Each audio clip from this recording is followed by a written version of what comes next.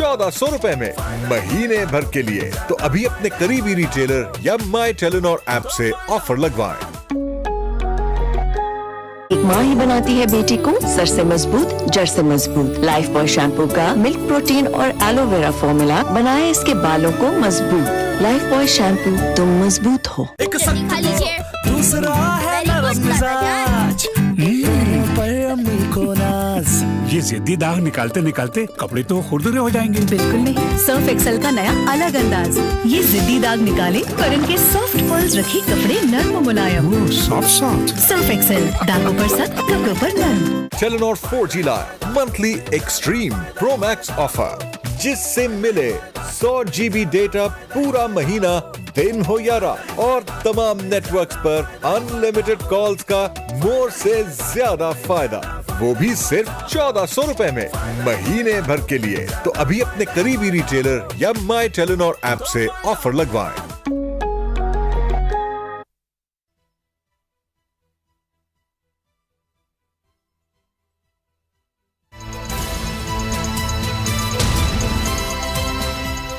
पता चला।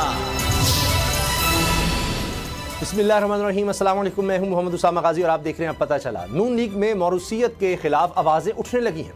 खबर यह है कि मुस्लिम लीग नून में खानदानों की जानिब से अपनी नई नस्ल को सियासी जानशीन बनाने की लड़ाई शिद्दत इख्तियार कर गई है। पार्टी ज़राए का दावा है कि नून लीग में एहसन इकबाल, हनीफ अब्बासी, चौधरी तनवीर, राना सनाउल्लाह, सैफुल मुलूक खोकर समेत मुतअद्दिद नून लीगी रहनुमा अपने बेटों और बेटियों को टिकटें दिलवाने के लिए सरगर्म है। ज़राए के मुताबिक इन रहनुमाओं का दावा है कि वो ये नशिस्तें पहले भी जीतते रहे हैं और आइंदा उनकी नई नस्ल भी जीत कर दिखा सकती है। वाकिफ़ान हाल के मुताबिक मखसूस नशिस्तों पर भी कारकुन खवातीन की बजाय चंद एक खानदानों की नामजदगियों पर पार्टी के अंदर शदीद तहफ़्फ़ुज़ात हैं। मुखालिफ धड़े का मौक़िफ़ है कि जिनको अपने बच्चे सियासी मैदान में उतारने हैं वो अपने ज़ाती हलकों में शौक़ पूरा करें और ख़ुद घर बैठें। मीडिया रिपोर्ट्स हैं कि पार्टी की आला क़यादत ने इस मामले का नोटिस ले लिया है और मसला हल करने के लिए कमेटियां तश्कील देने का फैसला किया है। लेकिन सवाल यह है कि मौरूसियत के इल्ज़ाम का सामना तो खुद नून लीग की आला क़यादत को भी है, क्या वो इस पर भी गौर करेंगे? दूसरा इल्ज़ाम आसिफ अली जरदारी नवाज शरीफ पर लगा रहे हैं कि चेयरमैन PTI के बाद अब वो लाडले बन गए हैं। इस इल्ज़ाम से नवाज शरीफ जान कैसे छुड़ाएंगे और इंतखाबात में लाडलेपन के इल्ज़ामात के असरात क्या हो सकते हैं? इसी से आगाज करेंगे। शर्मिला फारूकी साहिबा ने हमें ज्वाइन किया, पाकिस्तान पीपल्स पार्टी की। शर्मिला साहिबा, इससे पहले बिलावल साहब तो काफ़ी तनकीद कर रहे थे मियां नवाज शरीफ पर। ये हम देख रहे हैं जब से ये PDM की हुकूमत खत्म हुई है, पहली दफ़ा है कि आसिफ अली जरदारी साहब ने बराह रास्त अब मियां नवाज शरीफ को कहा है कि अब वो लाडले बन गए हैं। तो इसका तो मतलब है कि एक स्ट्रेटजी है पूरी पाकिस्तान पीपल्स पार्टी की अब के इलेक्शंस में ये एक स्लोगन बनेगा कि मियां साहब लाडले हैं।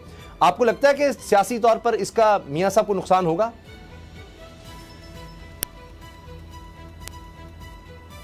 देखिए, ये स्लोगन नहीं है पाकिस्तान पीपल्स पार्टी का अगले इलेक्शन के लिए। ये कुछ ज़मीनी हकायक हैं जो इस बात का इशारा करते हैं कि मियां साहब इस वक्त नए लाडले बन चुके हैं। और ये बात हम आज से नहीं कह रहे, हम मियां साहब के आने से पहले कह रहे थे कि कुछ मामलात और हालात और वाक़यात ऐसे नज़र आ रहे हैं जिसमें हमें ये तासुर मिल रहा है और हमें ये फीलिंग हो रही है कि PMLN को कुछ ख़ास ट्रीटमेंट दिया जा रहा है। आपको याद होगा कि एक वक्त था कि जब हम इलेक्शन कमीशन ऑफ पाकिस्तान से इलेक्शन की तारीख मांगते रहते थे और दूसरी तरफ राजा रियाज जिनका ताल्लुक PMLN से है, उन्होंने कहा था कि जी फरवरी के 8, 9, 10, 11, 12 को इलेक्शन हो जाएगा। इनको तारीख भी मालूम थी। फिर इनको मालूम था कि मियां साहब जब वापस आएंगे तो वो गिरफ्तार नहीं होंगे और वो जलसा करेंगे और फिर घर चले जाएंगे। इनको ये भी मालूम था कि मियां साहब की सजाएं खत्म हो जाएंगी। इनको ये भी मालूम था ये अदालतों से बरी हो जाएंगे। फिर आपने ख्वाजा आसिफ का स्टेटमेंट तो सुन ही लिया होगा जो उन्होंने कहा था कि जी मैच फिक्स्ड है। और फिर जिस तरीके से मियां साहब को स्टेट प्रोटोकॉल दिया जा रहा है, जिस तरीके से गवर्नर हाउस के अंदर PMLN का इजलास हुआ, बहुत सारे ऐसे वाकयात हैं। आपको याद होगा कि मियां साहब के आने से पहले हम कहते थे कि फेडरल कैबिनेट के अंदर चंद एक ऐसे अशखास बैठे हुए हैं जिनकी खास गुर्बत है PMLN से, और लोग कहते थे नहीं जी फलां नहीं, ये नहीं, वो नहीं, और आप ये तासुर है और आप जो है खामखा ये बात कर रहे हैं जी। ये हकीकत है। देखिए आज वो चीजें सामने नजर आ रही हैं। फिर जी इंडिपेंडेंट तज्जियाकार ये बात कर रहे हैं, इंडिपेंडेंट अखबारात बात कर रहे हैं। डॉन का एडिटोरियल अगर आप उठा के देखें वहां पर यही लिखा हुआ है। गार्डियन का आप आर्टिकल उठा के देखें उसमें ये लिखा हुआ है तो ये चीजें हैं जिसमें साथ साथ एक चीज नजर आ रही है कि you know he is the new लाडला। और हम यही कहते हैं कि जनाब वो जो आप नारे लगाते थे 4 साल से कि वोट को इज्जत दो, अब वो तो आपका नारा खत्म हो गया है। वो तो उस पर तो आप बात ही नहीं करते। बैलेट को इज्जत देने की तो बात ही नहीं अब होती। अब तो बात ही कुछ और होती है। और जिस तरीके से मुलाकातें होती हैं, जिस तरीके से उनकी मूवमेंट होती है, ऐसा लगता है कि he is the prime minister in waiting. ठीक, लेकिन शर्मिला साहबा, क्या जिस तरह से हम देख रहे हैं इलेक्टेबल्स जा रहे हैं, बा पार्टी, MQM, क्या आपको नहीं लगता कि नून लीग का कॉन्फिडेंस अपनी जगह सही है कि उनको कोई बिलावल की तरह या दीगर जमातों की तरह जाकर जलसे करने की ज़रूरत ही नहीं है, और वो कॉन्फिडेंट है कि उनको इस तरह से इक़्तिदार मिल जाएगा? अब तो हाल ही हो गया कि इस्तेहकाम पाकिस्तान पार्टी ने ये कहना शुरू हो गई है कि जी इलेक्शन कमीशन जो है वो सिर्फ एक जमात को, यानी नून लीग को सपोर्ट कर रहा है। ये तो वो बात है जो तहरीक इंसाफ कहती होती थी। अब देखिए ना, आहिस्ता आहिस्ता बाकी भी जमातें ये शिकायत करने लगी हैं, क्योंकि अब ये बात बिल्कुल आया हो चुकी है कि एक जमात को प्रेफरेंशियल ट्रीटमेंट मिल रही है। और अगर ऐसी ही बात है तो फिर ये तो बहुत ही अनफॉर्चुनेट सिचुएशन हुई ना, कि अगर हम इस मुल्क के अंदर शफाफ, मुनसिफाना और आज़ाद इलेक्शन की बात करते हैं और हम समझते हैं कि इस सियासी और माशी बहरान का यही हल है कि इस मुल्क में आज़ाद इलेक्शंस हो, शफाफ हो, एक इलेक्टेड गवर्नमेंट आए जिसको लोगों के वोट से इलेक्ट किया गया हो और वो लोगों के मसाइल ढूंढे, तो फिर तो ये सारे ख्वाब चकनाचूर हो जाएंगे ना। एक बार फिर पाकिस्तान के अंदर इलेक्शन जो है वो मुतनाज़ा हो जाएंगे और फिर दीगर जमातें उसे रिजेक्ट कर देंगी। तो ये तो बहुत ही अनफॉर्चुनेट बात होगी, क्योंकि पाकिस्तान के इस वक्त जो हालात हैं वो इस बात का मुतहम्मिल ही नहीं है कि हम किसी सिलेक्शन की तरफ जाएं या हम किसी लाडले को यहाँ पर आके विराजमान कर दें। अगर आपने काम किया है जी, मगर शर्मिला साहबा, हमारी सियासत में क्या ये नहीं है कि ये एक एडवांटेज होता है कि जी साड़ी गल हो गई है, हमारी हवा चल रही है, हमारी तरफ लोग आ रहे हैं, लोगों को एक दिखाना होता है कि जनाब आप हमें वोट दें क्योंकि हम ही आ रहे हैं, तो किसी और को करेंगे आपको कोई फायदा नहीं होगा। ये माजी की स्ट्रेटजी रही है अपने आप को बताने के लिए। आपको लगता है ये इस दफा कामयाब रहेगी या अब हालात बदल गए? नहीं जी, देखिए जो इलेक्टेबल्स हैं उनकी ख्वाहिश तो यही होती है कि उस तरफ जाएं जहां पर हुकूमत बन रही हो, क्योंकि उनकी सियासत ही ये होती है कि ऐसी जमात के साथ अलायंस कर लें कि आते ही हुकूमत में आ जाएं। अब MQM को आप देखें कि पिछले कोई 20 साल से वो हुकूमत में ही है, चाहे वो मुशर्रफ के साथ हो, चाहे वो PMLN हो, पीपल्स पार्टी हो, PTI हो, तो वो तो उनकी सियासत ही ऐसी है अनफॉर्चुनेटली।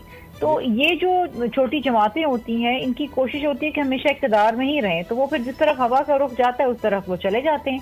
तो ये तो अगेन कुछ लोगों को कहलवाया जाता है कि आप इस तरफ जाएं, कुछ लोग हवा का रुख देख के उस तरफ चले जाते हैं, मगर तो फिर एक पूरी इंजीनियरिंग होती है ना। सही, ये लाडला होना टैग तो अच्छा नहीं है, क्योंकि मियां नवाज शरीफ साहब इस पर बड़े तहफ़्फ़ुज़ात का इजहार किया है, कमेटी भी बनाई कि ये किसी तरह से ये जो कहा जा रहा है ये मेरे से टैग हटवाओ, उन्होंने अपनी नून लीग की कमेटी को ये कहा। लेकिन सियासी तौर पर वोट लेने के लिए, ये दिखाने के लिए कि हम ताकतवरों के साथ हैं, यह आपके ख्याल से फ़ायदेमंद नहीं होता? 13 में देखें, 18 में देखें। देखिए, लाडला कहलवाना कोई बुरा लफ्ज नहीं है अगर आप अवाम के लाडले हों, अगर आप लोगों के लाडले हों, अगर आप वोट के लाडले हों। लेकिन लाडला कहना उस वक्त एक गाली लगती है जब आप किसी और के लाडले बन जाएं, बेसाखियों पे आ जाएं और आप किसी और के बलबूते के ऊपर इक़्तिदार के अंदर बराजमान हो, उस वक्त आपको ये गाली लगेगी। अवाम का लाडला होना तो हर कोई चाहता है, ये तो एक फख्र की बात है कि जी मैं अवाम का लाडला हूँ, मैं अवाम में जाऊंगा, अवाम मुझे भरपूर तरीके से वोट दे के ऐवान में पहुंचाएगी। लेकिन अगर पीछे आपके कोई और अज़ाइम हो तो फिर जाहिर बात है आपको ये बात बुरी लगेगी जो कि उनको लग रही है। जी, आप लोगों में जाते हैं, हकीकत तो यही है। आपको क्या लगता है लोग इस चीज पर वोट करेंगे या ये रिएक्शन होगा बल्कि कि जी ये लाडला है, हम इस दफा इसको नहीं वोट देंगे? माजी में होता था कि उसामा साहब, मैं आपको एक बात बताऊं कि हमें पूरी उम्मीद है कि इस वक्त जो 12 करोड़ 60 लाख रजिस्टर्ड वोटर्स हैं उसमें से 65% जो यूथ का वोट है, जो 35 साल या उससे कम के हैं, वो भरपूर तरीके से बाहर निकलेंगे और अपनी चॉइस का इजहार करेंगे। उनका वोट कोई चोरी नहीं कर सकता। अगर खुदा ना खासा चोरी हो गया तो इस मुल्क के अंदर कियोस हो जाएगा। तो हमें उम्मीद है कि ये वो लोग हैं जो बड़े बागयूर हैं, समझदार हैं, जो समझते हैं सियासत को, जो समझते हैं सियासतदानों को और उनकी सियासत को, और वो बाहर निकल के अपने वोट का इजहार करेंगे, अपनी राय का इजहार करेंगे और ऐसे लोगों को चुनेंगे जो वाकई हुकूमत में आके उनके मसाइल का हल करें। सही। इलेक्शन कमीशन पर आपके तहफ़्फ़ुज़ात हैं? अब तो इस्तेकाम पाकिस्तान पार्टी के बारे में तो शायद सोच ही नहीं सकते थे कि वो भी इस तरह करेगी, क्योंकि एक चले लाडले ना सही मगर छोटे लाडले तो नजर आते हैं वो भी एतराज़ कर रहे हैं इलेक्शन कमीशन पर। क्या पीपल्स पार्टी को भी है एतराज़ कि इलेक्शन कमीशन की हल्का बंदियों पर हम देखते हैं उसमें तो एमकेएम भी चली गई है, बहुत सी जमातों के, आपकी जमात के भी कहीं ना कहीं एतराज़ात हैं, हर जमात के हैं। जी बिल्कुल एतराज़ात हैं, वो हमेशा इट्स अ प्रोसेस। देखिए डिलिमिटेशन का प्रोसेस होता है, फिर उसमें जो एतराज़ात होते हैं उनको देखा जाता है, वो एक प्रोसेस है वो उसमें जिसमें जो हमारे कॉन्स्टिट्यूंसीज के अंदर हमारे कैंडिडेट्स को प्रॉब्लम है और जो वोटर्स को प्रॉब्लम है वो हम देख रहे हैं और हम कानून के मुताबिक ऑल द वे उसको हल भी करेंगे। लेकिन हम समझते हैं कि इदारों को सपोर्ट मिलनी चाहिए और इलेक्शन कमीशन ऑफ पाकिस्तान गो के एक आज़ाद ऑटोनमस बॉडी है और वो मजाज है इस मुल्क में आज़ाद, शफाफ और मुनसिफाना इलेक्शन करवाने की। हम समझते हैं कि वो इंशाल्लाह ताला कराएंगे, हमें पूरी उम्मीद है। अभी से हम नाउम्मीद होकर नहीं बैठे कि हम कहें कि नहीं जी हमें उन पर एतबार नहीं है, हम इदारों को डिस्करेज नहीं करते। और मैं भी समझती हूँ और मेरी जमात भी समझती है कि वाकतन इलेक्शन कमीशन ऑफ पाकिस्तान जो है वो इस मुल्क में आज़ाद इलेक्शन करवाना चाहता है, लेकिन क्योंकि 800 पैसे भी रिलीज हो गए उनके, लेकिन ये जो तहफ़्फ़ुज़ात हैं दीगर जमातों के बशमूल पीपल्स पार्टी के, इनको एड्रेस करना बहुत जरूरी है, ना सिर्फ ECP का बल्कि जो इंटरिम गवर्नमेंट है उसका भी, क्योंकि वो भी रिस्पॉन्सिबल हैं इस मुल्क में इलेक्शन करवाने के। लेकिन ये जो इमरान इस्माइल साहब जो पहले तहरीक इंसाफ में हुआ करते थे, अब इस्तेकाम पाकिस्तान पार्टी में है, साबिक़ गवर्नर सिंध हैं, वो कह रहे हैं कि जी इलेक्शन कमीशन सिर्फ एक जमात को सपोर्ट कर रहा है और इस पर उन्होंने जानिबदारी का इल्ज़ाम लगा दिया है। क्या पीपल्स पार्टी भी समझती है कि इलेक्शन कमीशन सिर्फ एक जमात को सपोर्ट कर रहा है?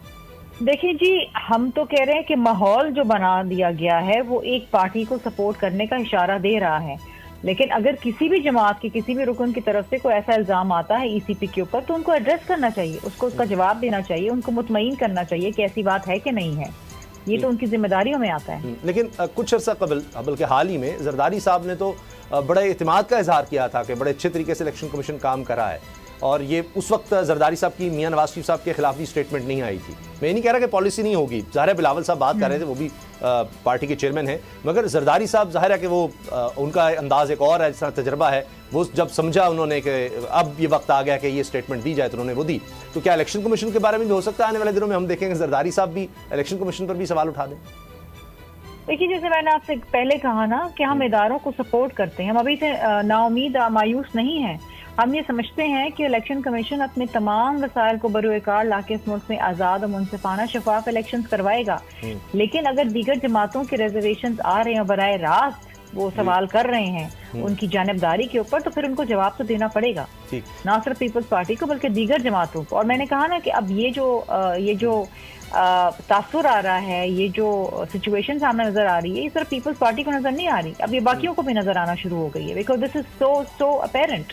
ठीक, राजा रियाज साहब का आपने नाम लिया, उनमें राना सनाउल्लाह भी हैं, उन्होंने भी कहा था कि इलेक्शन फरवरी में होंगे और वही हमने स्टेटमेंट देखी। देखिए मैं यही तो कह रही हूँ ना कि अब इनके लोगों ने तो पहले से आके सही ये बात कह दी है। मगर राना सनाउल्लाह साहब ये भी कह रहे हैं कि सिर्फ ये जो कुछ बिलावल कह रहे हैं सिर्फ इसलिए है कि जो पंजाब में कुछ वोट नून लीग के मुखालिफ है उसको कैश करवाया जा सके, उसको अपनी तरफ मबजूल करवाया जा सके। ये वो कहते हैं हम समझते भी नहीं है कि इसका कोई जवाब देना चाहिए, क्योंकि उनका कोई मुकाबले नहीं है पंजाब में पीपल्स पार्टी के साथ। नहीं जी, हम सिर्फ ये एक रेटोरिक नहीं है, ये कोई सियासी स्लोगन नहीं है जो हम लगा रहे हैं। पीपल्स पार्टी तो आईन और कानून के मुताबिक बात करती है। जो हमें नजर आ रहा है, जो चीज़ गलत हो रही है, जो हम समझते हैं कि इस मुल्क के अंदर इलेक्शन को मुतनाज़ा बना सकते हैं, जो हम समझते हैं कि हर जमात को बराबरी की सतह के ऊपर मौके मिलने चाहिए अवाम में जाने के लिए, हम समझते हैं कि बैलेट को इज्जत मिलनी चाहिए, ताकत का सर चश्मा अवाम है, उनके वोट से इक़्तिदार में आना चाहिए। तो अगर उसके बरक्स कोई चीज़ हो रही है तो हम तो आवाज़ उठाएंगे ना। ठीक, बहुत बहुत शुक्रिया। खामोशी तो कुफर है। बिल्कुल ठीक है, बहुत बहुत शुक्रिया शर्मिला फारूकी साहब, आपने वक्त दिया, हमें ज्वाइन किया अपने मुस्लिम लीग नून के सीनियर रहनुमा अमीर मुकाम साहब। अभी आप शायद सुना हो आपने जिस तरह से पाकिस्तान पीपल्स पार्टी की तरफ से कहा जा रहा है, जरदारी साहब ने अब तो वाज़ेह तौर पर कह दिया है कि मियां नवाज शरीफ अब नए लाडले हैं। नून लीग इस बारे में क्या कहती है? यार कि अपनी पॉइंट ऑफ व्यू और हर एक अपना मौक़िफ़ पेश करते हैं, जिसमें जिसको जो भी सियासी फायदा नजर रहा है तो वही स्टेटमेंट देता है। तो स्टेटमेंट देते हैं सियासी लोग मुख्तलिफ और ये लाडले मरने की बात नहीं है। नवाज शरीफ एक जेन्युइन लीडरशिप है और पाकिस्तान की आवाम नवाज शरीफ को चाहते हैं और हर एक नवाज शरीफ को चाहते हैं। इसकी माजी को देखकर, उसकी कारकर्दगी को देखकर और मौजूदा मुल्क के बहरानों को देखकर तो अभी लोग समझते हैं, पाकिस्तान के लोग और नवाज शरीफ बिल्कुल पाकिस्तान की आवाम का लाडला है। वो समझते हैं कि नवाज शरीफ और उसकी टीम के बगैर इन मुश्किलात से निकलना मुमकिन नहीं है। तो हर एक पार्टी अपने सर्वाइवल के लिए, अपने वोटर्स को मसरूफ रखने के लिए मुख्तलिफ किस्म की स्टेटमेंट देते। तो जो भी देते ये उनका हक है और उनके पॉइंट ऑफ व्यू है, वो दे सकते हैं जो भी बात करें। मगर रियलिटी ये है कि यहाँ पाकिस्तान में वही आएगा जिसके पास पाकिस्तान की आवाम है। अमीन मकाम साहब, एक और चैलेंज अब नून लीग को दरपेश है कि लोग ये कह रहे हैं कि जी ये क्या मौरूसियत के साथ अब जानशिनी शुरू हो गई है, क्योंकि ये बात कही जा रही है एहसन इकबाल साहब, हनीफ अब्बासी, चौधरी तनवीर, राना सनाउल्लाह, सैफुल मुल्क खोखर, इन समेत कई और रहनुमा हैं जो अब अपने बेटों या बेटियों को भी इलेक्शन लड़वाना चाहते हैं। इतराज़ ये किया जा रहा है कि बेशक वो अपने बच्चों को लड़वाएं, इलेक्शन उनका हक है, लेकिन फिर अपनी कॉन्स्टिट्यूंसी से करवाएं। ये नहीं कि एक तो खुद भी लड़ना है और फिर साथ ही जनाब अपने बच्चों को भी इस तरह से शामिल करना है, ताकि जो रिजर्व सीट्स हैं वहाँ भी कुछ इसी तरह के लोग आएंगे, किसी की अहलिया आ गई, किसी की बहन आ गई, जो ख़वातीन के लिए मखसूस सीटें। तो ये तो एक तशवीश की बात होगी यकीनन एक वर्कर के लिए नून लीग में। ये मतलब ये सच मुझे इसी बारे इल्म नहीं है, और जिसका इतना इल्म जरूर है, जिसका कोई हल्का हो, जिसका कोई जिला हो, हल्का हो, वही लड़ता है। फिर उसका बेटा भाई जो भी लड़ता है वही लोगों के डिमांड पर उस इलाके के जो वोटर्स है, सपोर्टर्स है, उनकी मशावरत से, उनकी कंसल्टेशन से कि वो चाहे कि आप अपना बेटा ले, अपना भाई ले, अपना दूसरा ले, तो उसी तरह बकाया रिजर्व सीट पर मैं भी जाती तौर पर ये कहता हूँ कि जो भी हमारे साथ है, मेनली ये सीटें माइनॉरिटीज की होते हैं और ज़्यादा ख़वातीन की होती है, कि जो ख़वातीन डिलीवर करता है, काम करता है, ये भी कोई जुर्म नहीं है कि कौन किसी का रिश्तेदार है। अगर उसमें वही सलाहियत है और डिलीवरी कर सकती है, माजी में भी कि पार्टी के लिए कोई खिदमात है, सर्विस है, तो उनको जरूर आगे लेके आना चाहिए। लेकिन फिर आम वर्कर कैसे सामने आ सकेगा कि अगर वालिद है, वो लड़ रहा है इलेक्शन पहले हल्के से, अब नए हल्के से किसी और को क्या मौका मिलेगा? ये तो वही जो 2-3 हल्कों से एक ही खानदान आ जाएगा सर, इस तरह। एहसन इकबाल साहब की उनका बेटा भी है दूसरे हल्के से, तीसरे हल्के से। मतलब ये तो वही के लोगों की जो वही के जितने आज हमारी पार्लिमानी बोर्ड की मीटिंग थी, तो उसमें कोई ये रिस्ट्रिक्शन नहीं थी कि किसका क्या है, किसका क्या नहीं है। हमारी KPK की मीटिंग थी, अभी खत्म हो गई, मैं अभी वही से मॉडल टाउन से निकल गया। तो इसमें तो ये किसी पर पाबंदी और रिस्ट्रिक्शन नहीं है। जिन लोगों ने अप्लाई किया है और वो अपने खिदमात पार्टी के लिए जो उन्होंने कंट्रीब्यूट किया सामने रख देते और पार्टी लीडरशिप उसको मद्देनजर रख कर फैसले कर देते। अच्छा, उसमें कोई कतगन नहीं है आपको? वैसे हाँ जी, आप चूंकि कारकुनों से मिलते भी हैं, तो इस पर कारकुन को भी कोई इतराज़ नहीं होगा कि हम कैसे फिर सामने आएंगे? उसने एक शख्स है, वो 10-20 साल से उसकी मैं भी कहता हूँ नहीं, बिल्कुल उसका हक है, उसका राइट है कि अगर पार्टी में उसकी खिदमात है, उसके सर्विस है, तो उसको आगे लाना चाहिए, इसमें कोई बात नहीं है। मगर ये बात सारी चीजें एक रियलिटी एक जैसे कहना आसान होती है, मगर असल चीज ये भी होती है कि कौन ये सीट जीत सकता है जिनके पास ज्यादा लोग चाहते हैं। फॉर एग्जाम्पल एक बंदा है, वर्कर भी है, सपोर्टर भी है, इसमें कोई शक नहीं है, मगर उसके साथ दूसरे वो चाहते नहीं और आप समझते हैं कि सीट हम लूज कर जाएंगे।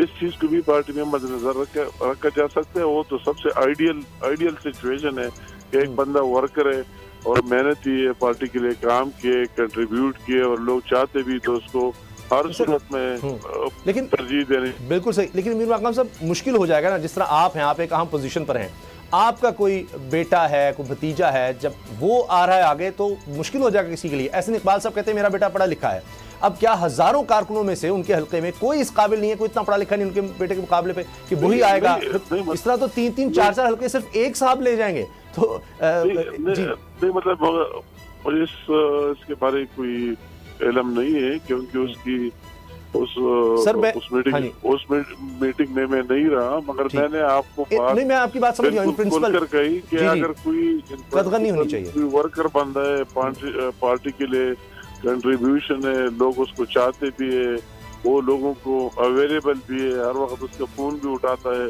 उसके काम भी करता है, उसके साथ जाता भी, तो हमारे लिए उससे बेहतर क्या हो सकता है? हमारे लिए उससे बेहतर अगर हमें इसी टाइप की वर्कर बंदा मिल जाए तो हमें उसको आगे लाना चाहिए। हम तो उसकी रिस्पेक्ट करते, कदर करते हैं, खा उसकी जिससे ताल्लुक हो, जिस ट्राइब से हो, जिस इलाके से हो, और वर्कर हो तो उसको आगे लाना चाहिए। सर मैं आपसे एग्री करता हूं, और वर्कर ही असल जान होता है किसी भी पार्टी की, लेकिन अब नाम इतने ज्यादा हैं, एहसन इकबाल, हनीफ अब्बासी, चौधरी तनवीर, राना सनाउल्लाह, सैफ अल मुल्क होकर इन समेत कई और हैं, अगर इतने ही लोग ले आएंगे तो सर आप एक बात करते हैं, मुझे तो और पता नहीं। अच्छा चले ठीक है सर, मैं और सवाल करता हूँ। कोई बेटा है ही नहीं, बात सुने यार, जस्ट इमेजिन, मैं तो और नहीं जानता हूँ, और उनका मुझे पता नहीं क्या पोजीशन है, मगर राना सनाउल्लाह साहब को तो मैं जानता हूँ, उसका तो कोई बेटा है ही नहीं। सर उनका दामाद है, एक सन दामाद, जी बिल्कुल, बेचारे का तो और कोई है ही नहीं। आप कहते हैं बेटा लाता है, फला लाता है, नहीं सर, सर बेटा नहीं, औलाद की बात हो रही है, बेटे बेटियां, कोई भतीजा, आपको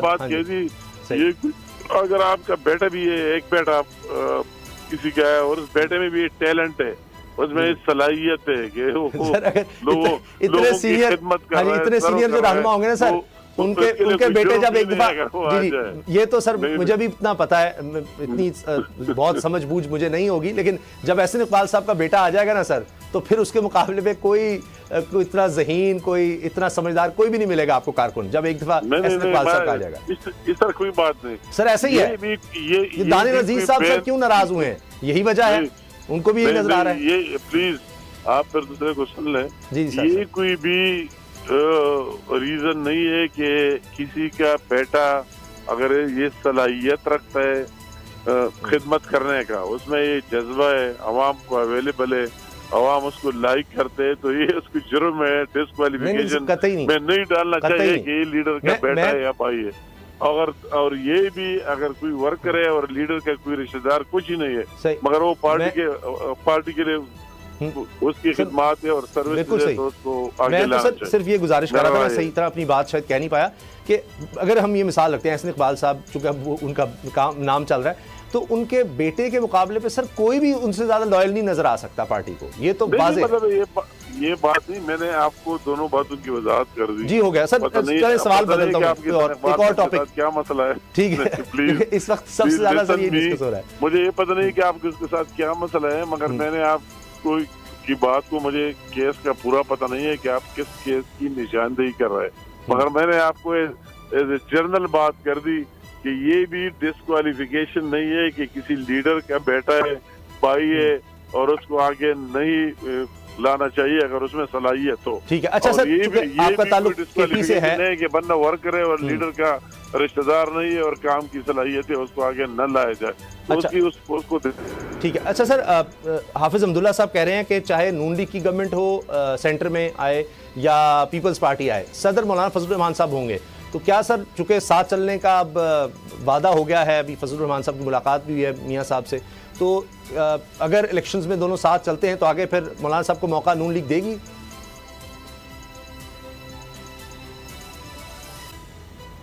जी मेरे ख्याल है लाइन ड्रॉप हुई है। मीर मकाम साहब हमारे साथ थे, और जिस तरह आप सुन रहे थे वो कह रहे हैं कि जी ये कोई क्वेश्चन नहीं है कि अगर कोई किसी का बेटा है, किसी का रिश्तेदार है, तो इसमें कोई कदगन नहीं होनी चाहिए, और अगर उसने परफॉर्म किया है या पार्टी के साथ वो लॉयल है तो बिल्कुल उसको सपोर्ट करना चाहिए, उसका ये हक़ है। लेकिन ये ज़रूर है कि इस वक्त पार्टी ज़राए ये कह रहे हैं कि लोग परेशान हैं, कारकुन परेशान है कि जितने बड़े बड़े लीडर्स हैं, रहनुमा हैं, उन्हीं की औलादें आगे आती नजर आ रही हैं, और अब इस पर बहस हो रही है, इस पर बात हो रही है। हालिया दिनों में आपने देखा कि दानिश अजीज साहब भी सामने आए और उन्होंने एहसन इकबाल साहब पर पहले ताबड़तोड़ हमले किए।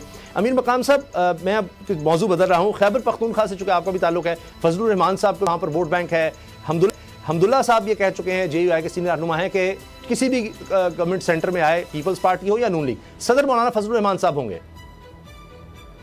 ये तो टाइम और वक्त की बात है, और जो भी पार्टी हुकूमत बनाए आ जाए तो तब फैसले होंगे। ये कबल अज वक्त बात है कि सदर कौन होगा नहीं होगा, तो ये मैं फिर भी वही बात करूंगा कि ये बात भी नहीं कि फजलुर रहमान साहब सदर नहीं हो सकते, और या ये बात कि फजलुर रहमान साहब सदर होगा, ये वक्त और टाइम की बात है। जब वो वक्त आ जाए, इलेक्शन हो जाए, कौन सी पार्टी जीत है, पार्लियामेंट में किसकी अक्सरियत आती है, तो सदर का भी उसी टाइप इंतखाब होता है और मेजॉरिटी पार्टी से आता है। पहले से कोई शराइत तो नहीं है कि कौन सदर होगा कौन नहीं होगा। ये उस वक्त की बात है कि जब इंतखाबात हो जाए और सबकी पोजीशन सामने आ जाए कि किसकी कितनी सीट है, किसकी कितनी मेजॉरिटी है और कौन किसको आगे लाना चाहते हैं। ठीक, अच्छा सर, ये कबल वक्त बात है शायद। जी, एक जल्दी से सर, फजलुर रहमान साहब कह रहे हैं कि कई ऐसे इलाके हैं केपी में जहां पर रात को मुसल्ला लोग फिरते हैं, क्या ऐसे इलेक्शन हो सकते हैं? क्या कि केपी में कई ऐसे इलाके हैं जहां पर रात को मुसल्ला लोग फिरते हैं, यानी पुलिस का कंट्रोल नहीं रहता, क्या ऐसी सूरत हाल में इलेक्शन हो सकते हैं? फजलुर रहमान साहब ये सवाल उठा रहे हैं। ये मतलब ठीक है, मौलाना साहब की सवाल की अपनी जगह एक वजन है और हमारे तो बहुत ज्यादा काबिल एहतराम है, रिस्पेक्टेबल है, हमारे पीटीएम के सरबराह भी है, उसके अपने पॉइंट ऑफ व्यू है। मगर मैं ये बात करता हूँ कि इलेक्शन के अलावा कोई हल है ही नहीं। ठीक है, इसका हल ये है कि कोई मुंतखब हुकूमत आ जाए और फिर इन चीजों को देख ले और उसको आगे लेके जाए। तो ये तो कोई मैं केपी में जी ठीक है सर, बहुत शुक्रिया अमीर मकाम साहब, सीनियर रहनुमा मुस्लिम लीग नून, आपने हमें वक्त दिया। अब जनाब पीपल्स पार्टी को इलेक्टेबल्स की तलाश है और मौलाना फजलुर रहमान साहब जो हैं वो सदर बनना चाहते हैं। क्या होगा आगे, इस पर बात करेंगे ब्रेक के बाद। अब पता चला मेरे बाल आपकी तरह घने और मजबूत कैसे होंगे? इधर आ, मेरी तरह बालों में प्याज लगानी पड़ेगी। मुश्किल है, पहले छीले फिर काटे फिर इतनी देर तक लगा कर रखे। हाँ, मेहनत तो बहुत लगेगी, पर इसकी नया life boy naturally strong shampoo, इसमें है प्याज और एलोवेरा का स्पेशल फॉर्मूला। ये घने और 5 गुना तक मजबूत बाल। टेलेनॉर 4G लाए monthly extreme pro max offer, जिससे मिले 100 GB डेटा पूरा महीना, दिन हो या रात, और तमाम नेटवर्क्स पर अनलिमिटेड कॉल्स का मोर से ज्यादा फायदा, वो भी सिर्फ 1400 रुपए में महीने भर के लिए। तो अभी अपने करीबी रिटेलर या माई टेलेनॉर ऐप से ऑफर लगवाएं। हर मौसम में मेरा चेहरा रहे बिना चिपचिप सॉफ्ट बताओ कैसे? नया पॉन्ड्स लाइट मॉइस्चराइजर हर मौसम के लिए। इसका विटामिन ई लाइट फॉर्मूला जिल्द में फौरी जज्ब होके दे बिना चिपचिप और सॉफ्ट स्किन। नया पॉन्ड्स लाइट मॉइस्चराइजर। नया सनसिल्क थिक एंड लॉन्ग, इसमें है योगर्ट प्रोटीन और केराटिन का सुपर मिक्स, जिससे बाल दिखे 2 गुना ज्यादा घने और मुमकिन करे हर हेयर स्टाइल। कैसा लगा हमारा स्टाइल इस शादी सीजन? जब बाल होते कोई भी स्टाइल करो pick. This half-hourly clock is brought to you by Advanced Hair Removing Formula, Golden Pearl Hair Off Hair Removing Cream.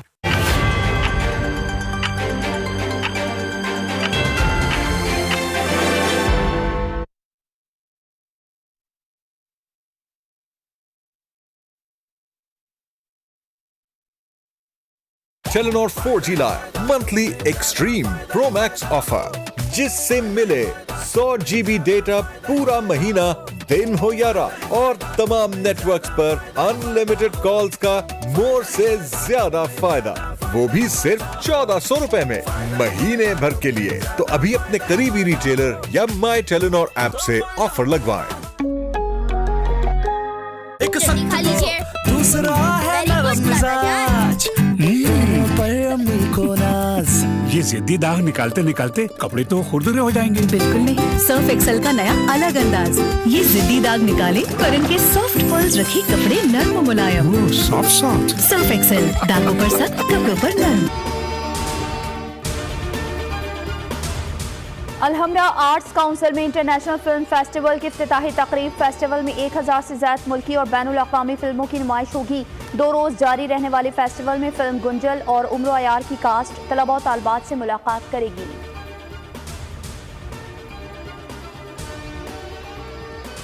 बिजली मजीद महंगी, कीमतों में 3 रुपए 7 पैसे फी यूनिट इजाफा। नेपरा ने फैसला जारी कर दिया। इजाफा अक्टूबर की फ्यूल कॉस्ट एडजस्टमेंट की मद में किया गया है।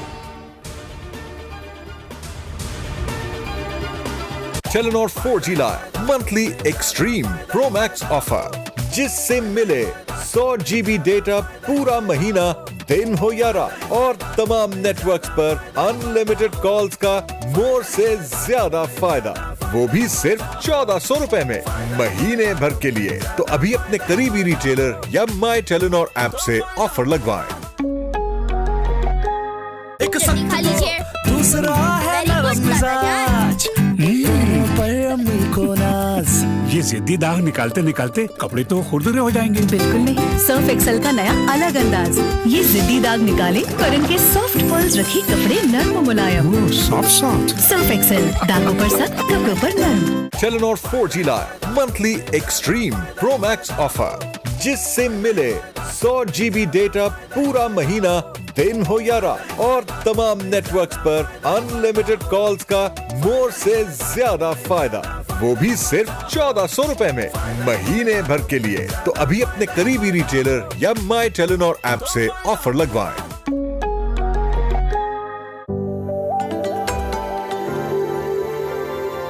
तैयार रहो अगर करना है ग्लो।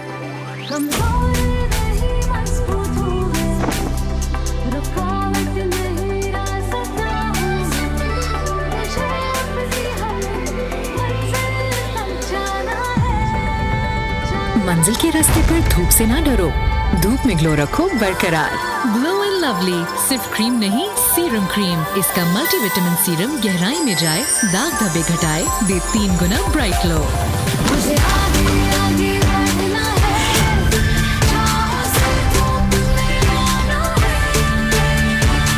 धूप में भी हम हैं तैयार। Glow and lovely serum cream. Telenor 4G लाए monthly extreme pro max offer, जिससे मिले 100 GB डेटा पूरा महीना, दिन हो या रात, और तमाम नेटवर्क्स पर अनलिमिटेड कॉल्स का मोर से ज्यादा फायदा, वो भी सिर्फ 1400 रुपए में महीने भर के लिए। तो अभी अपने करीबी रिटेलर या माई टेलीनॉर ऐप से ऑफर लगवाएं।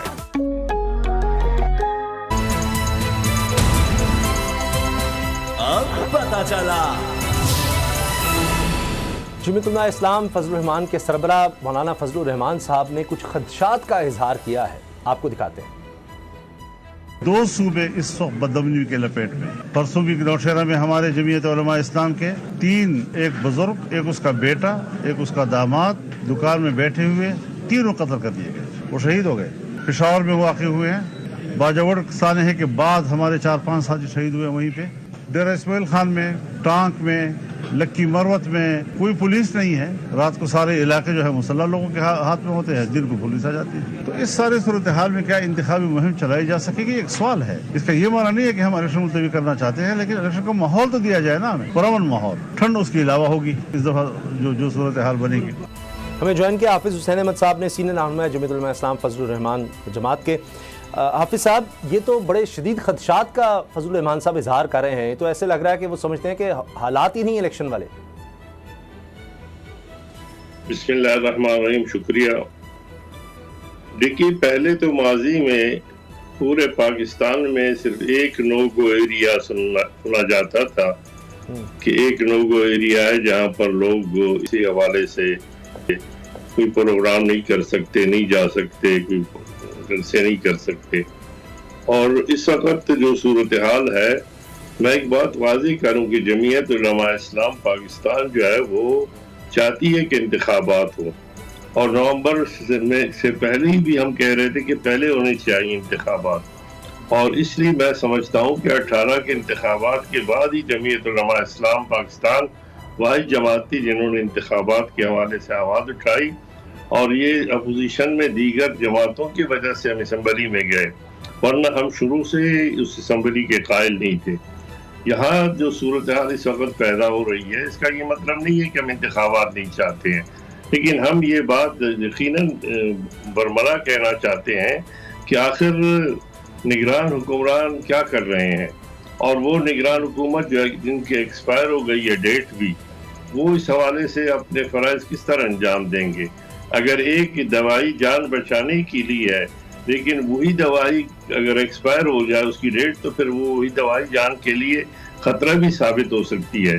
तो मैं समझता हूँ कि दीगर कामों के बजाय अमन और अमान की जो सूरत हाल है उसमें मौलाना फजल रहमान साहब ने तो नौशेरा वगैरह और उन इलाकों का जिक्र किया, लेकिन मैं बलूचिस्तान में बैठा हुआ हूँ, यहाँ पर हाफिज अब्दुल्ला साहब पे हमला हुआ, यहाँ पर हमारे दीगर लोगों पे हमले हुए हैं।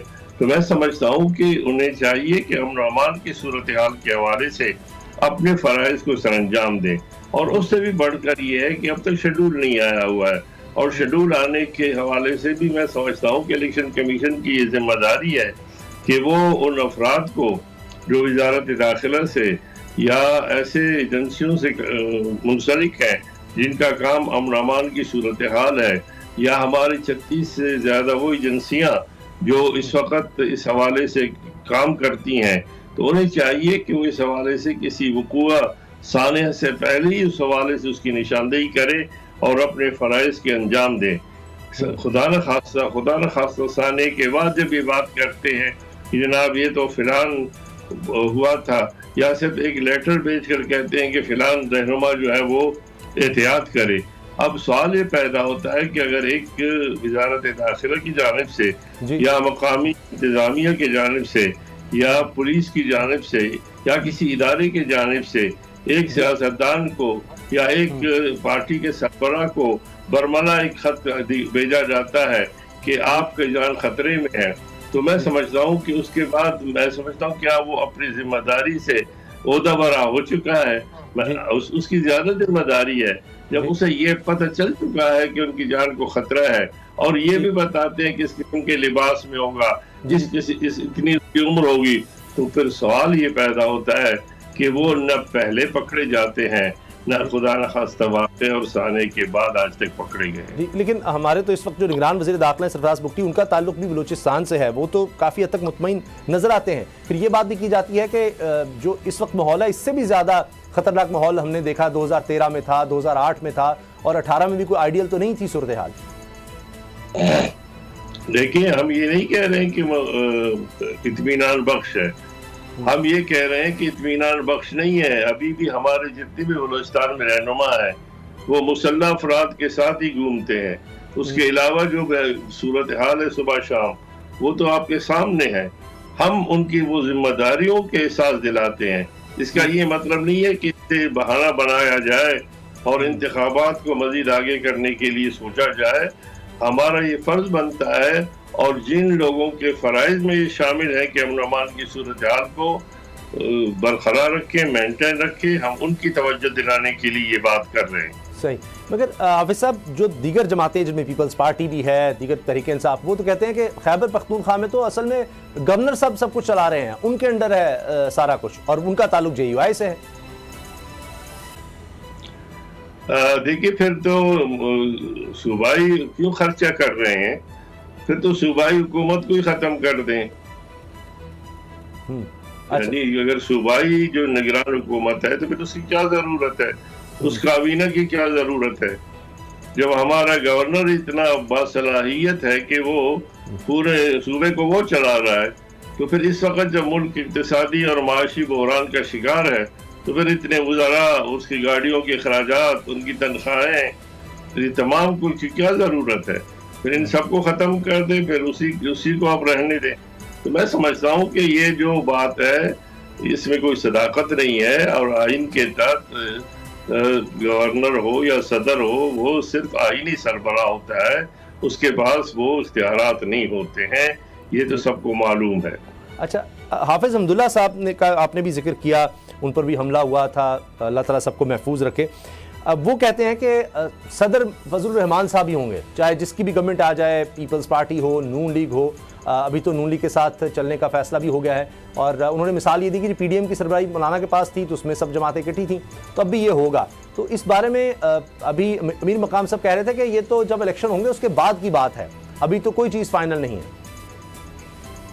देखिए, जब कोई भी खबर रसा एजेंसी या नुमाइंदा या कोई एंकर ये सवाल करता है कि क्या मौलाना फजल रहमान साहब ही सदर बन सकते हैं, तो जाहिर है फिर उसका जवाब अल्हम्दुलिल्लाह हो, कोई वो ये दे सकता है कि क्यों नहीं बन सकते।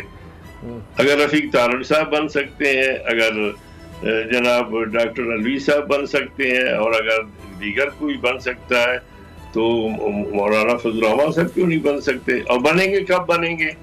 जब खाम माल यानी वोटर होंगे कौमी असम्बली के, सूबाई असम्बलियों के, जो वजीर आजम लोग बन रहे हैं, कह रहे हैं कि जी मैं वजीर आजम, ना इंशाल्लाह साथ लगाते हैं ना माशाल्लाह लगाते हैं कि हम वजीर आजम बन चुके हैं। तो ये इंतखाबी नारे होते रहते हैं, लेकिन बनेगा कब? जब शेड्यूल आएगा। पहले तो शेड्यूल के लिए दुआ की जाए कि इलेक्शन का शेड्यूल आए, शेड्यूल के बाद इंतखाबात हों, फिर इंतखाबात मुनसिफाना हो, फिर इंतखाबात मुनसिफाना में जो अक्सरियत हासिल हो, अक्सरियत हासिल होने के बाद असम्बलियाँ बने, असम्बलियों के बाद फिर वो किसी सदर को मुंतखब करेंगे। उस वक्त हर एक का हक है, अगर वो आईनी तौर पर इस सदारत के लिए अहल है, उम्मीदवार बन सकता है। और अगर मुंतखब नुमाइंदे चारों सूबाई असम्बलियों के और कौमी असम्बली वगैरह पार्लियामेंट के अगर उन्हें वोट दे देते तो सदर बन जाता है। ठीक, लेकिन हाफिज साहब ये फरमाइएगा कि शेड्यूल का आप बार बार जिक्र कर रहे हैं, क्या आपको अभी भी कोई तहफ़्फ़ुज़ात हैं, खदशात हैं इस हवाले से कि अभी तक क्यों नहीं इस बारे में पेशरफ्त हुई, या 20 दिसंबर को चीज़ें वाज़ेह हो जाएंगी इलेक्शन कमीशन का, तो ये ख्याल है? देखिए, आप तो जानते हैं, दुनिया जानती है कि आईनी तौर पर पंजाब के आईनी तकाजे कब पूरे हुए। खैबर पख्तूनख्वा की जो आपने मिसाल दी, उसकी तकाजे कब पूरे हुए? खुद इस कौमी असम्बली के तकाजे 90 दिन के पूरे हुए नहीं हुए। अगर आप तीनों का जायजा लेंगे तो आईनी तौर पर तीनों के तकाजे पूरे नहीं किए जा सके और तीनों में आइन की सरी खिलाफवर्जी की गई है, और इसीलिए अब तक तारीख तो दी गई है, शेड्यूल नहीं आया है। इसलिए हम समझते हैं कि ये तमाम तर अगर माजी के उन वाक़ात को देखें, यकीन जानिए कि ज़िया-उल-हक़ के दौर में भी इंतखाबात के लिए 90 दिन की बात की गई थी, लेकिन वो 90 दिन 11 साल से ज़्यादा अरसे तक मुहित रही। तो ये तमाम चीज़ें उन खदशात के हवाले से है कि अगर शेड्यूल दे दिया जाता आसमान तो नहीं गिरता। सही, लेकिन वो अब चूंकि सुप्रीम कोर्ट ने भी कह दिया जी 8 फरवरी अब है तारीख और इससे कोई नहीं हिल सकता, इस पर वो तो कहते हैं कोई किसी तरह के कोई खदशात का इजहार भी ना किया जाए, कोई इस पर बात भी ना की जाए, अब ये तय है। चले इंशाल्लाह हम भी उम्मीद करते हैं कि ऐसा ही हो। मैं गुजारिश करता हूं, सुप्रीम कोर्ट कहती है खदशात का इजहार न किया जाए, सुप्रीम कोर्ट ये क्यों नहीं देखती कि उनके 3 फैसलों का क्या शुरू हुआ है? जी, वो कहते हैं माजी की सुप्रीम कोर्ट थी, ये अब काजी फाइसा साहब। देखिए, कोई माजी और हाल की सुप्रीम कोर्ट नहीं होती, सुप्रीम कोर्ट होती है। हम अजीब बात है कि माजी के आर्मी चीफ ने ये किया, माजी के सदर ने ये किया, माजी के उसने ये किया। मैं आइन की बात करता हूँ। आइन माजी में भी वही था या आज भी वही है, सुप्रीम कोर्ट माजी का भी वही था, आज भी वही है। और अगर सुप्रीम कोर्ट की सरबराही किसी के पास है तो इसका ये मतलब नहीं है कि सुप्रीम कोर्ट के जो फैसले हैं वो उस पर अमल दरामद जो है उस वक्त नहीं किया गया, आज किया जाए, हमें बड़ी खुशी होगी। बिल्कुल सही है। अब सब चूंकि आपका और अगर नहीं किया गया था तो ये तौहीन अदालत के हवाले से मौजूदा सुप्रीम कोर्ट उनका मुआखजा करे ताकि आइंदा किसी को ऐसी जरूरत न हो कि आइन से खिलवाड़ कर सके। जी, वो तो जस्टिस रतन साहब ने इस पर इजाफी नोट जो लिखा है उसमें काफ़ी सख्त उन्होंने बात की है कि बिल्कुल ये आइन से इनहराफ हुआ है, ये जो कुछ भी हुआ है उन्होंने इस पर बड़ा वाज़े किया है, और उसमें उन्होंने सदर को बिल्कुल मैं कहता हूँ बड़ी अच्छी बात है, हम उसे सराहते हैं, लेकिन सिर्फ इजाफी वोट क्यों, अहकामात क्यों नहीं? जी, जिन्होंने भी आइन की खिलाफ वर्जी की है बिल्कुल उनके खिलाफ कार्रवाई होनी चाहिए। आप दुरुस्त फरमा रहे हैं, तभी इसका रास्ता रुकेगा, वरना तो ये सिलसिला चलता रहेगा। आपका ताल्लुक बलूचिस्तान से है, आपने पूरी हिस्ट्री देखी है बलूचिस्तान की भी, पाकिस्तान की भी और सियासत की भी। बलूचिस्तान में इस वक्त जोर लग रहा है, पाकिस्तान पीपल्स पार्टी वो भी देख रही है कि जी इलेक्टेबल्स हमारे साथ आए। अभी जरदारी साहब ने कह दिया है, जनाब सनाउल्लाह ज़ारी जो साबिक वज़ीर आला बलूचिस्तान है, नून लीग में हुआ करते थे, कि जी बड़े बड़े नाम जो है उनको साथ मिलाया जाए। इससे पहले मियाँ नवाज शरीफ आए, उन्होंने दौरा किया और बहुत से लोग उनके साथ शामिल हो गए। आप क्या देख रहे हैं पीपल्स पार्टी और नून लीग की स्ट्रेंथ को, या बलूचिस्तान की सियासत को? बाप पार्टी तो लगता है ज़्यादातर उधर चलेगी नून लीग में। देखिए, सूबा बलूचिस्तान जहाँ मैं बैठा हुआ हूँ, ये रकबे के लिहाज से तकरीबन आधा पाकिस्तान है, 43-45% है, और हमारी कुल सीटें कौमी असम्बली की 16 हैं जी। और माशाल्लाह जमातें काफ़ी, और मुख्तलिफ जमातें जो रिकॉर्ड माजी को देखेंगे तो मुख्तलिफ जमातें मुख्तलिफ नशिस्तें उनके पास होती हैं, ऐसा ही होगा। लेकिन क्या जो लोग वजीर आजम बनने के हवाले से बात कर रहे हैं कि हम बन चुके वजीर आजम, वो पंजाब के 140-46 सीटों को छोड़कर सिंध की सीटों को छोड़कर, खैबर पख्तूनख्वा की सीटों को छोड़कर सिर्फ बलूचिस्तान के 16 सीटों के हवाले से तशरीफ ला रहे हैं। मेरी तरफ से तो इसका जवाब नहीं है। अच्छा, उनकी तशरीफ आवरी सिर्फ वोटों के लिए नहीं है। 2-3 हमारे मौजूदीन जो कभी इधर होते हैं कभी उधर होते हैं, उनको शमूलियत की नहीं है। इस वक्त बलूचिस्तान जो है जो सोने की चिड़िया है। इस वक्त बलूचिस्तान में जो रेकोर्डिंग के सोने के अरबों के जखायर हैं, सेंधक में तांबे और सोने के जखायर हैं, कोयले के जखायर हैं, मार्बल के हैं, और सीपैक का जो इस वक्त गेम चेंजर है वो बलूचिस्तान में है। बलूचिस्तान इस वक्त पूरी दुनिया और अब पाकिस्तान के लिए भी एक अहम हैसियत रखता है। हमारे पास जो बंदरगाहें हैं, पसनी है, ग्वादर है, ट्यूनी है, उरमाड़ा है, ये तमाम को अगर आप देखेंगे इतना बड़ा रकबा है, आबादी कम है। इस हवाले से मैं समझता हूँ कि पाकिस्तान के जो इक़्तिसादी मामलात हैं की भी हुकूमत आएगी, वो जिम्मेदारी उस पर होगी, और वो तमाम जिम्मेदारी ना IMF के जरिए खत्म हो सकती हैं बैरूनी तरफ देखने से। अगर उनको कोई खत्म करने के लिए संजीदा कोशिश करेगा तो उसके लिए बलूचिस्तान के वो मादनी जखायर, सोने चांदी के अरबों के जखायर मौजूद है। इसलिए सब चाहते हैं कि अगर किसी की भी हुकूमत हो या वो शरीक हुकूमत हो तो बलूचिस्तान की तरफ से हो और बलूचिस्तान में उनके नुमाइंदे हो। उसकी बुनियादी वजह आई है, बड़ी जबरदस्त, बड़ा अहम पॉइंट आपने रेज किया कि यानी नहीं वो अपना असर रसूख चाहते हैं, सिर्फ सीटें और वोट नहीं। बहुत बहुत शुक्रिया हाफिज अहमद साहब, जमीयत उलमा इस्लाम के सीनियर रहनुमा, आपने वक्त दिया। असफर अहसन साहब, फॉर्मर मिनिस्टर फॉर इन्वेस्टमेंट, हमारे साथ हैं। IMF ने कहा है कि जी आप जो गैस सार्फिन हैं उनसे मज़ीद आप बिल इकट्ठा करें, क्योंकि अब मसला यह है कि हमें हर तरफ इस वक्त सर्कुलर डेट का सामना है। हम बिजली का देख रहे हैं मामला, वो कंट्रोल नहीं हुआ, बिजली की कीमतें इतनी बढ़ाई गई, तारीख में कभी नहीं बढ़ी, उसके बावजूद सर्कुलर रेट बढ़ता चला गया। गैस का भी हम यही मसला देख रहे हैं। और अब जो प्रोटेक्टेड सार्फिन कहे जाते थे, यानी जिन पर सबसे कम बोझ डाला जाता था टैक्सेस का या दीगर, उनको सबसे ज़्यादा मराद दी जाती थी कि वो बहुत कम इस्तेमाल करते हैं, कि जी निस्बतन गरीब लोग हैं। 100% इजाफे का कह दिया है IMF ने, और अभी कहा जा रहा है कि हमें नए प्रोग्राम में भी फौरी तौर पर जाना होगा। असफर अहसन साहब, ये जो IMF की शराइत हैं, हम तो सुनते रहे कि बस अब तमाम पूरी हो गई हैं, अब मजीद किसी चीज़ की ज़रूरत नहीं है, कोई चीज़ बढ़ाने की ज़रूरत नहीं है, लेकिन फिर कोई ना कोई शर्त सामने आ जाती है। जी अस्सलाम वालेकुम। सबसे पहले तो आपका शुक्रिया मुझे बुलाने का। और देखिए, ये जो IMF की शराइत हैं, ये सारा मामला आपका चलता रहेगा। मैं आपकी चैनल पे और बहुत सारी जगहों पे हमेशा इस बात की निशानदेही करता रहा हूँ कि जो आपके नेशन का साइज है वो 25 करोड़ है, जो पाकिस्तान की पॉपुलेशन है, और ये दुनिया की 5वीं बड़ी पॉपुलेशन है। तो हमारी जो चीजें हैं ना, वो क्विक फिक्स से आप वक्ती तौर पे तो मसले को सॉल्व कर सकते हैं, लेकिन आप लॉन्ग टर्म सोल्यूशन कभी भी क्विक फिक्स से नहीं दे सकते।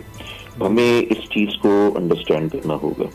अच्छा, इसमें पैसे हमारे पास नहीं होते, और पैसे आपके पास दो तरफ से आते हैं।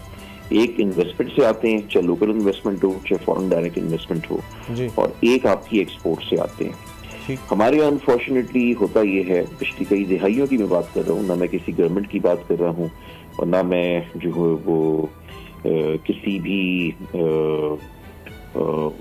एक स्पेशल सेटअप की बात कर रहा हूँ। मैं ये बात कर रहा हूँ कि हम कभी भी एक लॉन्ग टर्म प्लान नहीं बनाते इकोनॉमी रिलेटेड, जिसमें इन्वेस्टमेंट है, एक्सपोर्ट है, सारा कुछ है, और हम जो है वो एक जो पूरा एक रीस्ट्रक्चरिंग का प्रोसेस है उस पर हम काम नहीं करते। सही, हम 1 ट्रिलियन रुपीज से ज्यादा एनुअली जो है वो प्राइवेटाइजेशन की ना करने की वजह से वेस्ट करते हैं, हमारी जो पब्लिक सेक्टर एंटरप्राइजेस हैं। अब उस पे बड़ा तेजी के साथ काम शुरू हुआ है, लेकिन इसकी कंटिन्यूशन बड़ी जरूरी है। इसी तरह से बहुत सारे हमारे इदारे हैं जिसमें FBR है, जिसमें प्राइवेटाइजेशन कमीशन है, जिसमें बोर्ड ऑफ इन्वेस्टमेंट है, और जो हमारा पूरा एक गवर्नमेंट का इंटर मिनिस्ट्रियल स्ट्रक्चर है, उसमें जिन रिफॉर्म्स की जरूरत है, जिस कंप्लीट ओवरहॉलिंग की जरूरत है, उससे हम इज्तनाब बरतते हैं। और उसकी रीजन दो हैं। एक तो ये कि हम एक लॉन्ग टर्म प्लान पे काम नहीं करते, दूसरी इनकॉम्पिटेंस है। और ये इनकॉम्पिटेंस हर लेवल पे है, चाहे वो पॉलिटिकल पार्टीज की इनकॉम्पिटेंस हो, चाहे वो जो लोग पब्लिक सेक्टर में काम कर रहे हैं उनकी इनकॉम्पिटेंस हो, या ओवरऑल सिस्टम की एक इनएफिशिएंसी हो। तो ये ताली जो है ना वो दोनों हाथ से बचती है। जो कनेक्टिंग द डॉट्स का जो कॉन्सेप्ट है, जहाँ से खूबसूरत पिक्चर क्रिएट होती है, हम डॉट्स को कनेक्ट नहीं करते, हम आइसोलेशन में काम करते हैं, हम कोलैबोरेशन नहीं करते, हम जो है वेस्टेड इंटरेस्ट का शिकार हैं। तो अब आप टैक्स की बात करते हैं तो आप एग्रीकल्चर पर टैक्स नहीं लगाते, आप टैक्स की बात करते हैं लेकिन आप जो है वो रियल एस्टेट पर टैक्स नहीं लगाते, आप रिटेलर्स को अकाउंटेबल नहीं करते। तो जब ये तमाम चीजें इस तरह से चलेंगी तो ये IMF की शराइत आएंगी और सारा कुछ होगा। IMF वक्त की मजबूरी होती है और वो जो भी डिसिप्लिन सेट करने को कहता है वो गलत बात नहीं करता, लेकिन उसका जो नुकसान है, जो उसकी जो तकलीफ है, वो एक आम आदमी बर्दाश्त करता है। असफर साहब, ये जो आम आदमी की आपने बात की, फर्टिलाइजर जो हैं उनको हम गैस जो है सब्सिडाइज दे रहे हैं, हम बाकी सार्फिन से जो है वहां से टैक्स ले रहे हैं, तो बेहतर नहीं है कि हम, चूंकि कहा जाता है जी वो फिर ज़राअत को नुकसान होगा ताकि उनसे सस्ती खाद हमें मिलेगी, वो सस्ती भी नहीं मिलती, वो भी ब्लैक हो रही होती है, तो फिर फायदा क्या हुआ कि आप गरीब आदमी से जो है घरेलू सार्फिन से वो ले रहे हैं पैसे, लेकिन सब्सिडाइज आप बड़े बड़े प्लांट्स को करें। देखिए, मैं किसी एक शोबे की बात नहीं करूंगा, मैं तो कह रहा हूँ ना ओवरऑल आपका जो एग्रीकल्चर पे टैक्स है वो नहीं लगाती कोई गवर्नमेंट, किसी की हिम्मत नहीं है कि वो ये टैक्स लगा के दिखाए। आप जो है वो रिटेलर्स पे हाथ नहीं डालते, आप जो है वो रियल एस्टेट पे हाथ नहीं डालते। तो जब तक आप इन तमाम चीजों को ओपन रखेंगे तो फिर जो टैक्स देता है उसी का इस्तेमाल होगा, उसी का फर्दर टैक्स लगाएंगे।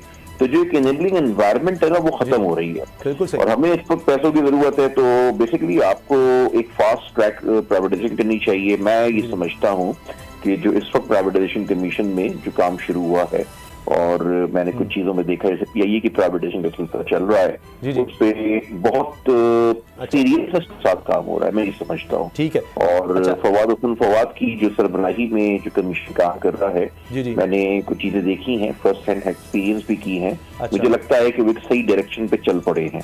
तो उसकी कंटिन्यूएशन की जरूरत है, लेकिन साथ में आपको जो नॉन डेवलपमेंट एक्सपेंडिचर्स हैं सिविल ब्यूरोक्रेसी के, मिलिट्री ब्यूरोक्रेसी के, उसको कट करने की जरूरत है। जब आप ये तमाम खर्चे करते रहेंगे, आप जो अननेसेसरी एक्सपेंसेस होंगे उन पे आप पैसे लगाते रहेंगे, आप कभी भी पैसे जनरेट नहीं कर पाएंगे। असफर साहब, सर लास्ट मिनट है मेरे पास, 30 सेकंड्स हैं। अब आप देखिए बिजली की कीमतों में तारीखी इजाफा हुआ है, लेकिन हमारा जो गर्दिशी कर्जा है वो 2611 अरब रुपए पर चला गया है, ये अक्टूबर तक 2611 अरब रुपए, और सिर्फ जुलाई में अगर सॉरी ये जो अक्टूबर में 74 अरब रुपए सर्कुलर डेट हमारा बढ़ गया है। तो सर यहाँ नहीं प्राइवेटाइजेशन होनी चाहिए? देखिए, प्राइवेटाइजेशन होनी चाहिए। फॉर एग्जांपल परफॉर्मेंस इंडेक्स होती है, कराची की सबसे बड़ी जो कंपनी थी कराची इलेक्ट्रिक, जब उसने आप उसकी ट्रांसफॉर्मेशन की तो आप देखें कि उसके बड़े खाते पर नताइज बरामद हुए। आपकी जितनी डिस्कोज है पाकिस्तान में उनकी प्राइवेटाइजेशन होनी चाहिए। जितने आपके पब्लिक सेक्टर एंटरप्राइजेस इस किस्म की हैं, PIA है, स्टील में बाकी चीजें हैं, उसकी प्राइवेटाइजेशन होनी चाहिए। तो ये तो बिल्कुल होनी चाहिए, लेकिन जो आपका लॉन्ग टर्म सोल्यूशन है ना उस पर काम इस तरह से शुरू कर देना चाहिए। चाहे वो इस गवर्नमेंट में शुरू हो, चाहे वो आने वाली गवर्नमेंट में शुरू हो, वो शुरू हो जाना चाहिए। और जब तक वो काम शुरू नहीं होगा, मैं और आप रोते रहेंगे और हम यही बातें करते रहेंगे। इसका सोल्यूशन जो है वो हमें उसकी तरफ चाहिए, ना कि हम क्विक फिक्स करें और हम जो ना वो शॉर्ट टर्म तो काम करें और फिर हम 2 साल बाद बल्कि 6 महीने बाद जो असल काम है रिफॉर्म्स के वो हमें करने पड़ेंगे, वरना ये मसाइल इस तरह रहेंगे। असफर एहसन साहब, फॉर्मर मिनिस्टर फॉर इन्वेस्टमेंट, बहुत शुक्रिया आपके वक्त का। आपने सुना कि आम आदमी ये मुसीबत बर्दाश्त करता रहेगा, ये जिस तरह आप देख रहे हैं डेट सर्कुलर डेट बढ़ता चला जा रहा है, इसका कोई हल अभी नजर नहीं आ रहा और आम सार्फिन पर बोझ पड़ता रहेगा। इजाजत दीजिए, अल्लाह हाफ़िज़। अब पता चला मेरे बाल आपकी तरह घने और मजबूत कैसे होंगे? इधर आ, मेरी तरह बालों में प्याज लगानी पड़ेगी। मुश्किल है, पहले छीले फिर काटे फिर इतनी देर तक लगा कर रखे। हाँ, मेहनत तो बहुत लगेगी, पर इसकी नया life boy naturally strong shampoo, इसमें है प्याज और एलोवेरा का स्पेशल फॉर्मूला, ये घने और 5 गुना तक मजबूत बाल। टेलीनॉर 4G लाए monthly extreme pro max offer, जिससे मिले 100 GB डेटा पूरा महीना दिन हो या रात, और तमाम नेटवर्क्स पर अनलिमिटेड कॉल्स का मोर से ज्यादा फायदा, वो भी सिर्फ 1400 रुपए में महीने भर के लिए। तो अभी अपने करीबी रिटेलर या माई टेलीनॉर ऐप से ऑफर लगवाएं।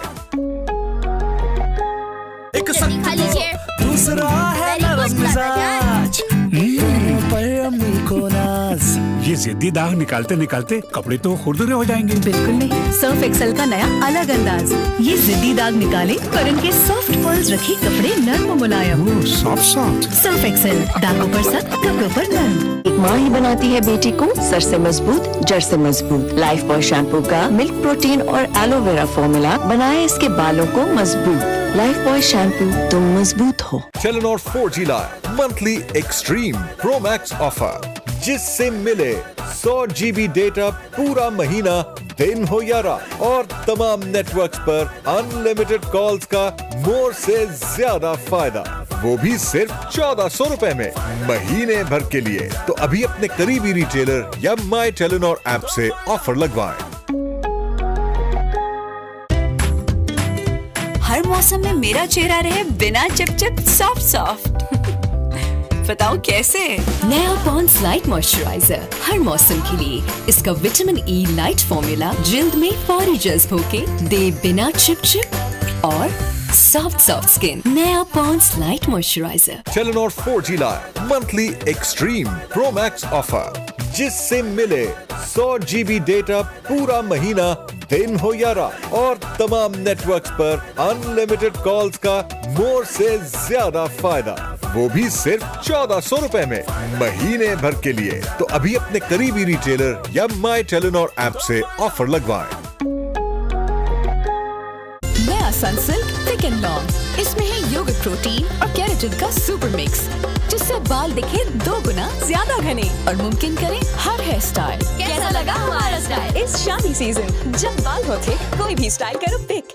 टेलीनॉर 4G लाए monthly extreme pro max offer, जिससे मिले 100 GB डेटा पूरा महीना, दिन हो या रात, और तमाम नेटवर्क्स पर अनलिमिटेड कॉल्स का मोर से ज्यादा फायदा, वो भी सिर्फ 1400 रुपए में महीने भर के लिए। तो अभी अपने करीबी रिटेलर या माई टेलीनॉर ऐप से ऑफर लगवाएं।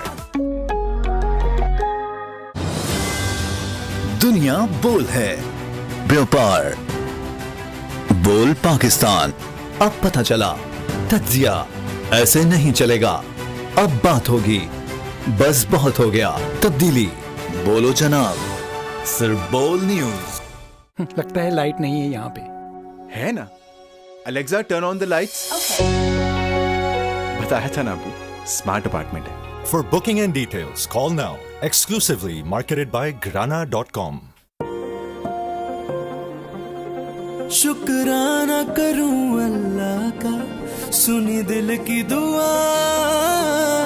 शुक्राना करूं अल्लाह का, सूफी मैं हुआ।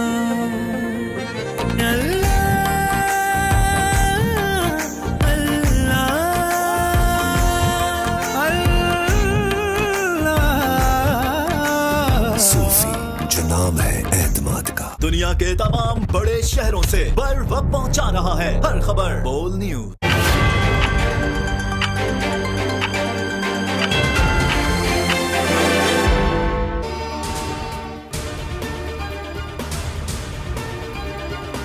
अकबर एस बाबर ने पीटीआई इंटर पार्टी इलेक्शन को चैलेंज कर दिया। इलेक्शन कमीशन में बाज़ाब्ता दरख्वास्त, फुटेज और दीगर शवाहिद भी जमा।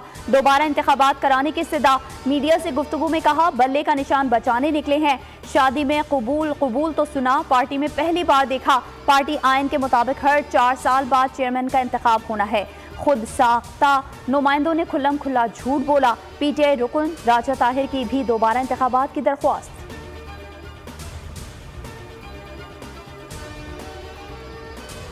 गैर शरई निकाह केस के 4 गवाहान के बयानात कलमबंद। District and session court Islamabad में घरेलू मुलाजिम ने कहा, साबिक चेयरमैन पीटीआई खावर मानिका की गैर मौजूदगी में बुशरा बीबी के घर आते। मोहम्मद लतीफ ने कहा, सरबराह पीटीआई बुशरा बीबी के साथ कमरे में चले जाते थे। कमरे में जाता तो डांट पड़ती, दोनों कमरे से बाहर जाने का कहते थे।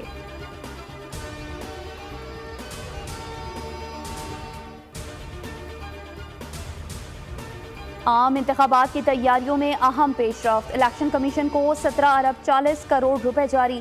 वजारत खजाना का कहना है कि इलेक्शन के लिए मजमूई तौर पर 27 अरब 40 करोड़ रुपए जारी किए जा चुके हैं। जुलाई 2023 में 10 अरब रुपए जारी किए गए थे। बजट में इलेक्शन के लिए 42 अरब रुपए मुख्तस हुए थे।